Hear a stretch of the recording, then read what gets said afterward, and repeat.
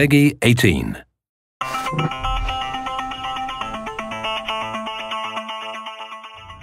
Welcome to the UAC.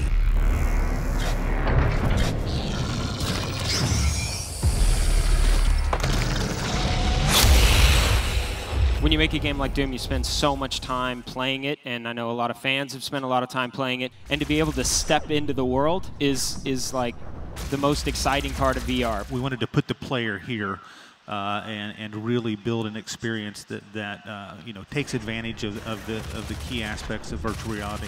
This time you're a cybernetically enhanced member of the UAC. Marty, tell us what the setup is.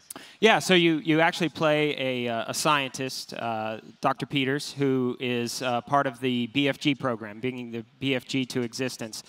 In that facility, if you're familiar with that, that's a research facility that you fight through and you get the BFG in.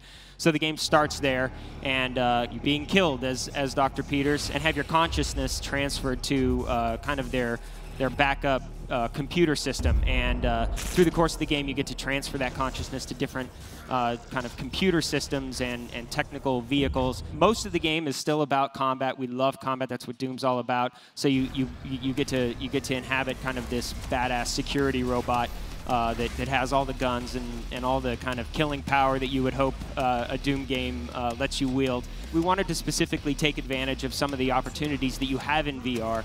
Being the Doom Marine and the Doom Slayer is it's such a focused experience. The Doom Slayer, he doesn't fix stuff. He doesn't play an engineer. He doesn't pick locks. He doesn't hack things. But those are things that we thought were really cool opportunities for VR, and we wanted to do something different with VR. Are we going to see new locations, both on Mars and in Hell? Yes, we are. Much of the game takes place in existing locations, but you definitely explore new locations that were not seen in Doom 2016. All of them are very cool, but one of them in particular is really spectacular. It should be really fun for anybody who just wants a standalone VR experience. Doom itself is blisteringly fast. I mean, that's one of the core things about Doom. What are the challenges of bringing that kind of speed and that kind of intense, non-stop action to VR? Primary mechanism is teleportation. We also have what we're calling a dash, which is basically cardinal movement on the pad. But if you've watched the trailer for Doom VFR or you've played it in the demo booth, you see that the action is really fast because the teleportation isn't like a blink. It's, you know, we rush you through the world, and we play into that for the glory kills from Doom 2016. If you get a demon in stagger mode, you can actually snap your teleportation to him and you rush forward and telefragging, you know, a lot of good glorious jibs and blood. So it's every bit as fast. It's just different types of movement, but we're really architecting the gameplay to take advantage of that. Yeah, anybody who's played Doom knows that you got to get behind a Pinky and shoot him in the butt to kill him.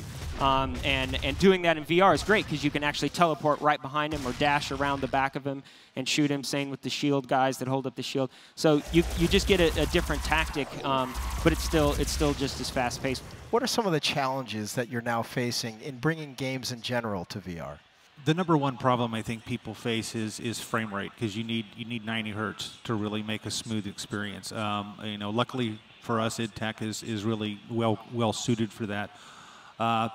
It's frame rate.